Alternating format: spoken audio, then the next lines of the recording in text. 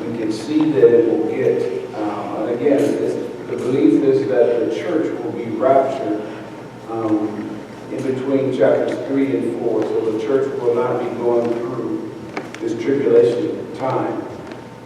There will, however, be 144,000 evangelists. There will be Jews from the tribes of Israel, and they will have seals. In fact, it talks about that in chapter 7. It talks about in verse 3 saying, "Do not harm the earth or the sea or the trees until we have sealed the bondservants of our God on their foreheads."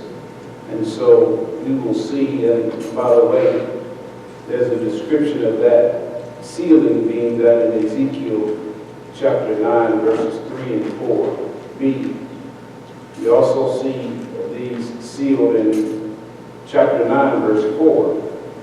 We'll see something very similar also in chapter 14, verses 1 through 5. Now, it's just that there will be angels at the corners of the earth, basically, in 7:1, standing at the four corners of the earth, holding back the four winds of the earth so that no wind would blow on the earth or the sea or any tree. And in chapter 8, however, we will see basically an outpouring of God's wrath at a greater degree. Now, the seals will overlap the trumpets. So by the time we get to the seventh seal, that begins the first trumpet. So it will be an overlap. Hope you understand what I'm saying. So you've got the 6 seals, and then you have the 7th seal. And the 7th seal begins actually the first trumpet. And it will progress in that way. So there's an overlapping. Yes? You said, what is the seal? Well, the seal is was referred to in at the very beginning. We were talking about the God was on the throne, and he had a scroll in his hand, and no one was worthy to open up the seal. And so, basically, it's an unfolding of the end time, and Christ was identified as the only one who was the only one that was able to open the seals. Basically, the scroll was like a title deed. And so in the Old Testament, you see it with the kings. They would basically have a signet ring, and they would basically seal the scroll. It's almost like when we get a letter, and if we lick the letter and then we put our little sticker on there, and that lets you know that it is, it's not been tampered with. In the Old Testament, in this sense, it's a scroll that's highlighting all of these judgments that are going to take place. So how do they seal the bondservants? Then you're talking about that's talking about the seals on their head. Let's just go to Ezekiel. Someone go to Ezekiel chapter 9 and verses 3 and 4. And when you get it, if you could read it out loud. Ezekiel chapter 9, verse 3 and 4. Now the glory of the Lord, or the glory of God of Israel, had gone up from the cherub where it had been to the threshold of the temple. And he called to the man clothed with linen, who had the writer's inkhorn at his side. And the Lord said to him, Go through the midst of the city, through the midst of Jerusalem, and put a mark on the foreheads of the men who sigh and cry over the abominations that are done within it. Okay, so that's in Revelation. So I guess I'm trying to understand, are you talking about the seal that the 144,000 will get, or In that verse, they talk about. Yeah, he's in verse 3. Yeah. That's what he's referring to. those who have the mark on their head. So this will be a physical mark on their heads. You see the same type of language in Revelation chapter 9, verse 4, which says, they were told not to hurt the grass of the earth, nor any green thing, nor any tree, but only the men who do not have the seal of God on their foreheads. So this is a physical mark. What it looks like, I don't know, but it will be definitely identifying. Now, you also got to remember, at this time, those during the tribulation period, there will be those that will be getting saved. And the likelihood, in fact, what's common among those who are saved during this time will be that they will probably be killed. So there will be no mistake about who is with Christ and who's not. Okay? So this is a physical mark on the head. Verse 4 lets us know that these are the 144,000. Then he says, I heard a number of those who were sealed, is that word again, 144,000 sealed from every tribe of the sons of Israel. So these who have the seals will be Jews from the tribe of Israel. Does that make sense? Everybody with me? That makes sense? Okay. And then it goes through the, it says of the tribe. By the way, I think Dave asked the question on last week, why was Dan not included? And I read something that alluded to the fact that there was idolatry in his line, and that's why he was cut out of this. Like I think it was First Chronicles 5:1. Somebody can go there and read that at First Chronicles chapter 5, verse 1.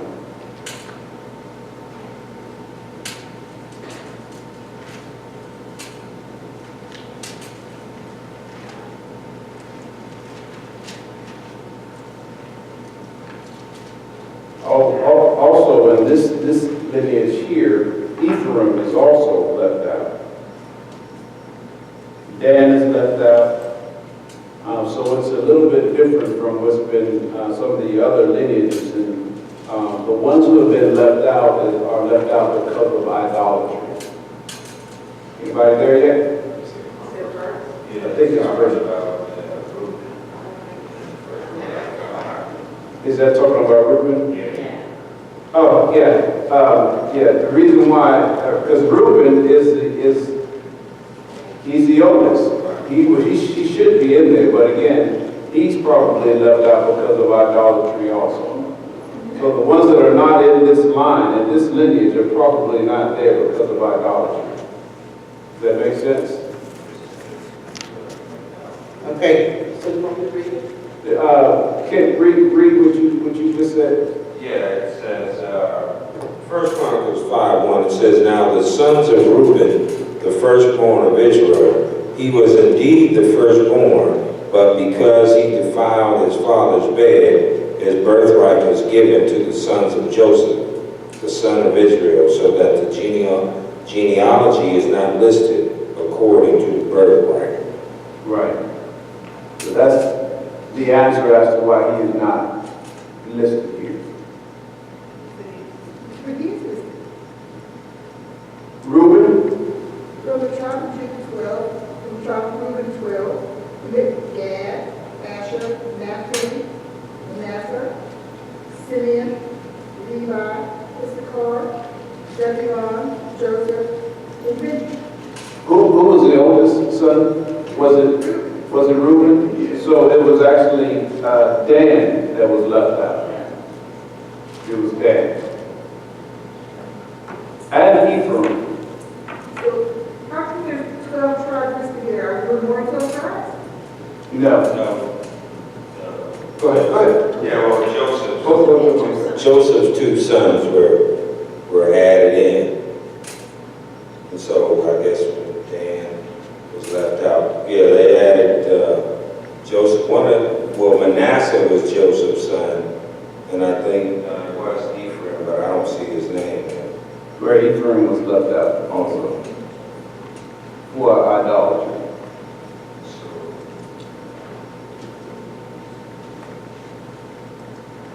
Yeah, there's 12 there.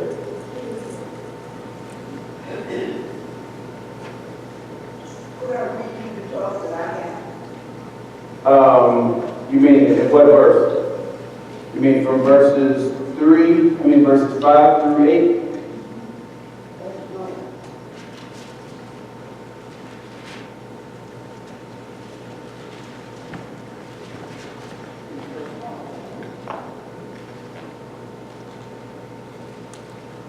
No, I'm looking at it.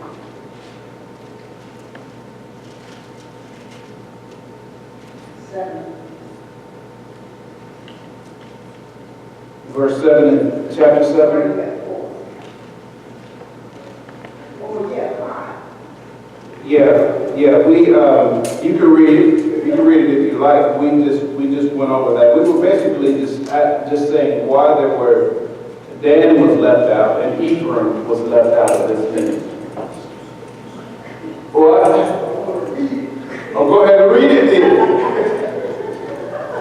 Make sure you read it with a mic.